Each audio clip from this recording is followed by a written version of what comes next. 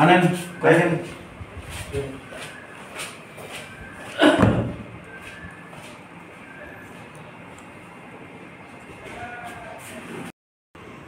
Piu visit করে এর hair সাক্ষী করেন আর 3-4 জনের সাক্ষী করিয়া পিউটা ভিজিট করেন।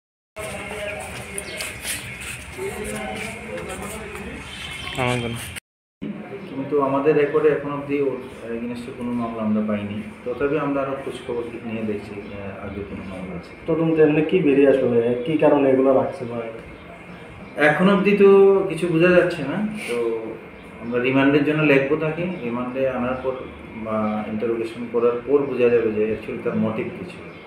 তো এনডিপিএস আইটেম রাখার পেছনে তো বোঝা যাচ্ছে এটা বিজনেস ম্যাটার, হাতিয়ার রাখার পেছনে তার মোটিভটা কি সেটা পুলিশি মানে আসলে করে বোঝা যাবে। কোনো সংগঠনের ওর বিরুদ্ধে কী কী ধারা লাগানো হয়েছে? ওর বিরুদ্ধে এনডিপিএস গাজার যে সেকশনগুলি হয় সেই সেকশনগুলি আছে এবং আর্মস পজিশনে পাওয়া গেলে যেই সেকশন আছে সেই সেকশনটা লাগানো হয়েছে।